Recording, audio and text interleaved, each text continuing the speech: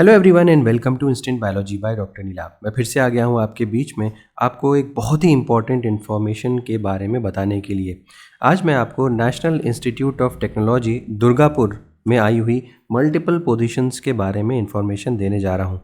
कुल मिलाकर के 118 पोजीशंस आई हुई हैं और ये सारी की सारी पोजीशंस परमानेंट हैं। इसमें बायोटेक्नोलॉजी, लाइफ साइंस, इसके अलावा इंजीनियरिंग की अलग अलग ब्रांचेज, इसके अलावा जनरल आपने बैचलर्स किसी भी स्ट्रीम से या मास्टर्स किसी भी स्ट्रीम से किया हो तब पर भी यहाँ पे ऐसी बहुत सारी पोजीशंस हैं जिसमें आप अप्लाई कर सकते हैं। ये सारी की सारी गवर्नमेंट पोजीशंस हैं और पे स्केल पे आपको जॉब यहाँ पे मिलेगी। तो इस वीडियो को लास्ट तक ज़रूर देखिएगा अगर आप भी गवर्नमेंट जॉब्स के लिए तैयारी कर रहे हैं। तो जैसा कि मैंने बताया, चाहे आप बैचलर्स के लेवल पे हो चाहे मास्टर्स के लेवल पे हो, आप यहाँ पे अप्लाई कर सकते हैं। वीडियो शुरू करने से पहले हमेशा की तरीके से आपसे एक रिक्वेस्ट करना चाहता हूँ, क्योंकि इन सभी वीडियोस को बनाने के लिए, इन इन्फॉर्मेशंस को गैदर करने के लिए बहुत सारे लोगों की एफ़र्ट्स लगते हैं। तो इसीलिए अगर आप वीडियो को लाइक करेंगे और चैनल को सब्सक्राइब करेंगे तो हमारा मोटिवेशन बना रहेगा, ताकि हम आपके लिए और बेहतर कंटेंट हर बार लेकर के आते रहें। तो अब सबसे पहले तो ये लिंक देख लीजिए। इस लिंक को डिस्क्रिप्शन सेक्शन में भी दे दिया जाएगा। ये होम पेज है NIT दुर्गापुर का। यहाँ पे नीचे आप स्क्रॉल करते हुए आएंगे तो करियर्स का ऑप्शन है राइट हैंड साइड पे, यहाँ नीचे की तरफ। करियर्स पे जैसे ही क्लिक करेंगे आप एक नए पेज पे रिडायरेक्ट होंगे और यहाँ पे नॉन टीचिंग स्टाफ का जो ऑप्शन है इसके ऊपर आप क्लिक करें। जैसे आप क्लिक करेंगे तो यहाँ पे दो ऑप्शंस आपको नज़र आ रहे हैं, एक तो ये एडवर्टीज़मेंट का और दूसरा ऑनलाइन एप्लीकेशन का। पहले एडवर्टीज़मेंट देख लेते हैं एक एक करके। जैसे आप एडवर्टीज़मेंट के ऊपर क्लिक करेंगे आप एक नए PDF को डाउनलोड कर पाएंगे अपने सिस्टम पे। मैंने ऑलरेडी इसको ओपन कर रखा है। अब यहाँ पे एक एक करके देख लेते हैं क्या क्या इंपॉर्टेंट चीज़ें हैं। मैं हाईलाइट करता जाता हूँ, आप उसको अपने एंड पे भी देखते हुए चलिएगा। सबसे पहले तो यहाँ पे जो एडवर्टीज़मेंट नंबर है उसको ध्यान दीजिए। डेट जो है वो 12 नवंबर को ये एडवर्टाइज़ हुई है। इसके अलावा अगर हम देखें तो जो पोजीशंस यहाँ पे आई हुई हैं उसमें कौन कौन सी जो पोस्ट हैं, कौन से लेवल पे जो पोस्ट हैं वो देख लेते हैं। यहाँ पे नॉन टीचिंग पोस्ट हैं। डायरेक्ट रिक्रूटमेंट की बात की जा रही है। पे लेवल ऑफ सेवन्थ CPC यहाँ पे रखा जा रहा है। यहाँ पे देख लेते हैं कि कौन कौन सी पोस्ट आई हुई हैं। तो यहाँ पे देखें, सबसे पहले देखिए ग्रुप वाइज इसको डिवाइड कर रखा है। ग्रुप A में अगर हम बात करें तो फर्स्ट पोस्ट जो है वो प्रिंसिपल साइंटिफिक या प्रिंसिपल टेक्निकल ऑफिसर की है। टोटल नंबर ऑफ पोस्ट इस कॉलम में दी हुई है, यानी कि यहाँ पे 2 है। कैटेगरी यहाँ पे दी हुई है, अनरिजर्व्ड कैटेगरी की 2 पोस्ट हैं। और लेवल कौन सा, 7th पे कमीशन का जो लेवल है वो कौन सा फॉलो होगा, वो लेवल 14 फॉलो होगा। और एप्लीकेशन फ़ीस भी आपकी यहाँ पे लगेगी, 1500 रुपये यहाँ पे एप्लीकेशन फ़ीस लग रही है। इसी में सेकंड पोजीशन जो है वो सुपरिटेंडेंट इंजीनियरिंग की, थर्ड पोजीशन डिप्यूटी लाइब्रेरियन की, senior SAS officer, medical officer, assistant registrar, assistant librarian और लास्ट में साइंटिफिक टेक्निकल ऑफिसर। ये ग्रुप A की सारी पोस्ट हैं। कैटेगरी यहाँ पे चेकआउट कर लीजिएगा। इसके अलावा कौन से पे लेवल फॉलो होगा, और यहाँ पे सभी की फ़ीस जो है वो 1500 रुपये लग रही है।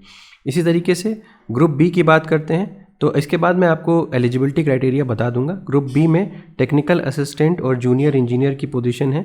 यहाँ पे देख सकते हैं मल्टीपल सब्जेक्ट्स में पोजीशन है। Biotech, chemical, chemistry, civil, computer science, computer centre management studies, maths, electronics and communication, physics. इसके अलावा earth, environmental sciences, electric engineering, mechanical, metallurgical, maintenance section और डीन। टोटल मिलाकर के जो टेक्निकल असिस्टेंट की position है वो 25 आई हुई हैं और उनका डिवीज़न यहाँ पे अलग अलग करके दिखाया गया है, 14, 7, 1, 1, 2। यहाँ पे जो लेवल होगी वो 6th लेवल फॉलो हो रहा है। फ़ीस कंसिडरेबली कम है, 1,000 रुपये यहाँ पे लग रही है। इसके अलावा 10th सीरियल नंबर पे लाइब्रेरी एंड इंफॉर्मेशन असिस्टेंट की 1 पोस्ट है और सुपरिटेंडेंट की इसके बाद 5 पोस्ट हैं। ये ग्रुप B का पूरा डिटेल है। सभी में आपकी लेवल जो है वो 6 फॉलो हो रहा है और आपकी एप्लीकेशन फ़ी 1,000 रुपये है। ग्रुप नंबर C में आते हैं, ये टेक्नीशियन की पोजीशंस हैं। यहाँ पर भी लगभग सेम जितने भी मैंने ऊपर एरियाज़ या डोमेन्स बताए थे वो सभी के सभी यहाँ पे मेंशन्ड हैं। इसके अलावा वर्कशॉप, फिटिंग शॉप वगैरह एक्स्ट्रा है।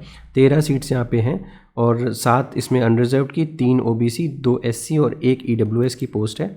इसके अलावा अगर देखें तो यहाँ पे पे लेवल 4 फॉलो होगा। फ़ीस सेम है, 1,000 रुपये ही लग रही है यहाँ पर भी। फाइनली सीनियर असिस्टेंट की 13 नंबर पे 7 पोजीशन है, 6 अनरिजर्व्ड, 1 OBC, लेवल 4 और 1,000 रुपये यहाँ पे लगेगा।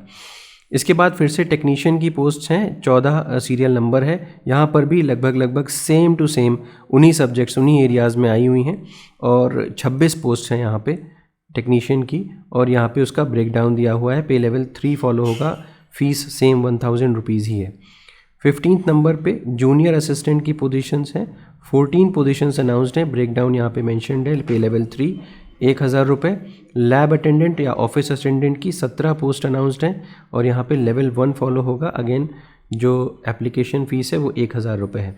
मैंने आपको बताया ही था कि आप एप्लीकेशन यहाँ पे कैसे सबमिट कर सकते हैं, मैं अभी दोबारा से एक बार आपको दिखा दूँगा। और 21 दिन का समय, 12 तारीख को ये पब्लिश हुआ है, 21 दिन 12 तारीख से आपको समय दिया जाएगा ताकि आप फॉर्म भर सकें, ये बात ध्यान दीजिएगा। अब यहाँ पे एलिजिबिलिटी क्राइटेरिया दिया हुआ है पेज नंबर 4 पे। इस 13 पेज का ये पूरा इन्फॉर्मेशन ब्रोचर है, उसमें 4th नंबर पेज पे एलिजिबिलिटी दी हुई है। जैसे कि मैंने प्रिंसिपल साइंटिफिक या प्रिंसिपल टेक्निकल ऑफिसर के बारे में बताया था, जो कि मतलब सबसे पहली पोस्ट थी, पोस्ट कोड 1 था। यहाँ पे बैचलर्स की डिग्री देखिए मांग रहे हैं, BE BTech और MSc MCA degree in relevant field, ठीक है। बट यहाँ पे एक्सपीरियंस जो होना चाहिए वो अच्छा खासा 15 साल के आसपास का एक्सपीरियंस यहाँ पे मांग रहे हैं। सुपरिटेंडिंग इंजीनियरिंग की बात करें तो BE BTech सिविल इंजीनियरिंग में मांग रहे हैं।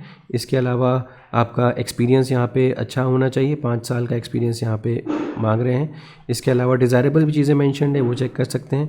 डेप्यूटी लाइब्रेरियन की पोजीशन के लिए मास्टर्स डिग्री आपकी लाइब्रेरी साइंस में होनी चाहिए। इसके अलावा एक्सपीरियंस भी मांग रहे हैं। फिर यहाँ पे 4th नंबर की पोजीशन में आप देख सकते हैं जो सीनियर SAS ऑफिसर है, यहाँ पे फिज़िकल एजुकेशन की आपकी पढ़ाई होनी चाहिए या स्पोर्ट्स में आपकी पढ़ाई होनी चाहिए, तो आप अप्लाई कर सकते हैं। मेडिकल ऑफिसर की बात करते हैं तो MBBS की डिग्री यहाँ पे मैंडेटरी है। और इसके अलावा डिज़ायरेबल में यहाँ पे पोस्ट ग्रेजुएट प्रेफरेबली MD की डिग्री आपके पास होनी चाहिए। असिस्टेंट रजिस्ट्रार के बारे में बात करते हैं तो masters degree in any discipline, जैसे कि मैं आपको बता भी रहा था कि कई सारी पोजीशंस ऐसी हैं जो किसी भी डिसिप्लिन में अगर आपकी पढ़ाई है तो आप अप्लाई कर सकते हैं। और एम्प्लॉय सर्विंग एज सुपरिटेंडिंग, तो यहाँ पे लेवल 10 फॉलो हो रहा था, मैंने पहले भी बताया था। असिस्टेंट लाइब्रेरियन में अगेन लाइब्रेरी साइंस में आपकी डिग्री होनी चाहिए। इसके अलावा साइंटिफिक या टेक्निकल ऑफिसर, यहाँ पे जैसे मैंने बताया भी था कि बायोटेक्नोलॉजी के फील्ड के लिए एलिजिबल भी हैं, तो BE BTech या MSc अगर आपके पास रेलेवेंट फील्ड में है या MCA की डिग्री है तो आप यहाँ पे अप्लाई कर सकते हैं। डिज़ायरेबल यहाँ पे मेंशन्ड है कि अगर आपके पास एक्सपीरियंस है तो अच्छा है, अगर नहीं भी है तब भी मुझे लगता है कि अप्लाई करना चाहिए। टेक्निकल असिस्टेंट की पोजीशन है, यहाँ पर BE BTech MCA किया है या फिर फर्स्ट क्लास डिप्लोमा किया हुआ है इंजीनियरिंग में, फर्स्ट क्लास बैचलर्स डिग्री है साइंस में, तो यहाँ पे मतलब BSc के लोग भी अप्लाई कर सकते हैं या अगर MSc है तब भी अप्लाई कर सकते हैं। लाइब्रेरी एंड इंफॉर्मेशन असिस्टेंट के बारे में भी इंफॉर्मेशन है। अगेन यहाँ पे आपके पास first class degree in science arts commerce ये होना चाहिए। तो अगेन ये देख सकते हैं आप, ये एसेंशियल क्वालिफिकेशन में है, तो लाइब्रेरी असिस्टेंट का हो गया। फिर आगे देखते हैं सुपरिटेंडेंट के बारे में। सुपरिटेंडेंट में फर्स्ट क्लास बैचलर्स डिग्री और its equivalent from a recognised university और any institute in any discipline, तो ये अगेन किसी भी डिसिप्लिन के लिए हो गया। सीनियर टेक्नीशियन की पोस्ट में साइंस से आपकी पढ़ाई होनी चाहिए, सीनियर सेकेंडरी यानी कि 10+2 साइंस से होना चाहिए, तो आप अप्लाई कर सकते हैं। इसके अलावा यहाँ पे ऑप्शंस दिए हुए हैं। डिज़ायरेबल जो है बैचलर्स डिग्री यहाँ पे डिज़ायरेबल है। सीनियर असिस्टेंट के बारे में बात करें तो एसेंशियल क्वालिफिकेशन में एजुकेशनल क्वालिफिकेशन के बारे में देखें तो senior secondary 10+2 recognise board with a minimum typing speed यहाँ पे मेंशन्ड है, तो टाइपिंग आपको इस पर्टिकुलर स्पीड तक आनी चाहिए। टेक्नीशियन के बारे में बात करें एजुकेशनल क्वालिफिकेशन में सीनियर सेकेंडरी यानी कि 10+2 आपका होना चाहिए। उसके बाद जूनियर असिस्टेंट की बात करें तो यहाँ पर भी सीनियर सेकेंडरी 10+2 आपकी होनी चाहिए। लैब अटेंडेंट की बात करें तो सीनियर सेकेंडरी 10+2 आपकी होनी चाहिए। तो ये आप देख सकते हैं अलग अलग डिसिप्लिन्स की एलिजिबिलिटी क्राइटेरिया मैंने शॉर्ट में आपको बताई, आप इसको डिटेल में चेक कर सकते हैं ब्रोचर में। अब जनरल इंस्ट्रक्शंस यहाँ पे दिए हुए हैं, ये बाकी सारी की सारी चीज़ें सेम ही हैं, मैंने आपको फ़ीस वगैरह भी बता दी है।